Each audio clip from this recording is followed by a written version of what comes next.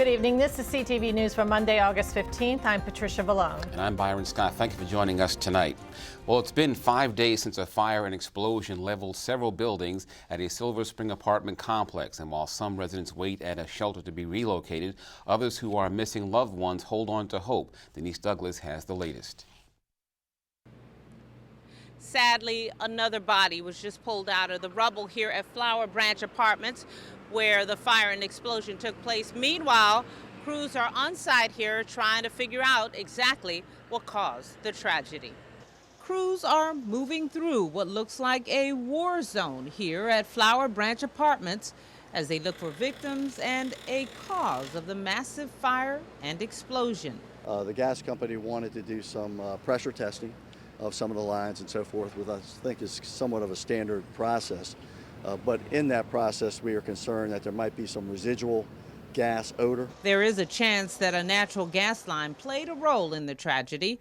Montgomery County Executive Ike Leggett said last week that it may have been a contributing factor, and some residents complained that they smelled the odor seconds before the blast. We have had a number of incidents where we have responded to people's calls throughout the complex the last couple of days where they have different kinds of odors and other concerns, so we've been able to respond to those needs. But today, I believe the gas company, maybe this afternoon, is going to run those tests. So far, these 7 people have been unaccounted for. 6 bodies taken out of the rubble have not yet been identified. More than 30 people were injured and 100 displaced. We are living a nightmare, says Bolivar Fuentes. He and his friends are among those who escaped without anything. They are now staying at this temporary shelter at the Long Branch Community Center, where the Red Cross is working to get them new places to stay. We're going to begin now working with the county and different nonprofits to figure out a strategy to help families move out of this shelter and move into a more permanent place to stay. It might not be the last place that they move into, but we're going to help them move into a place that's not a shelter so that they can begin that process to recovery. Fuentes says he is waiting and hoping the new home will come soon, but in the meantime will hang on to his faith in God to get through this tough time. If you want to help, officials are telling people not to bring any more goods. They've got a lot of items. In fact, they've been overwhelmed with everything that they've gotten. Instead, they're telling people to donate money. I'm Denise Douglas, CTV News. And some good news out of this tragedy. 55-year-old Oscar Ochoa, who was thought to be missing, was found alive and is okay. Meanwhile, you can check Montgomery County's website for a list of reputable organizations to contribute to if you're looking to help victims of the explosion. Well, the Silver Spring fire victims can also get help with their taxes and related issues. Maryland Comptroller Peter Franchot is assigning a senior staff member as a point of contact for the displaced.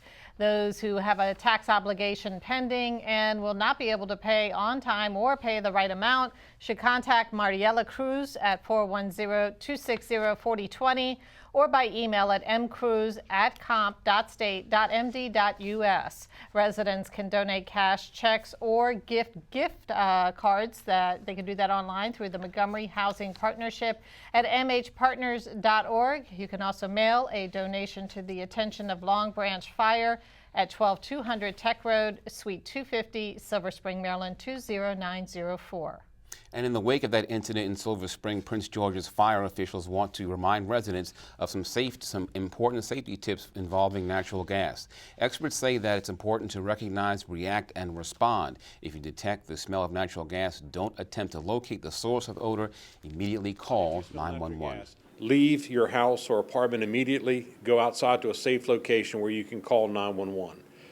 We're going to come inside, hopefully find an unlocked front door so we can go in and investigate where that odor might be coming from.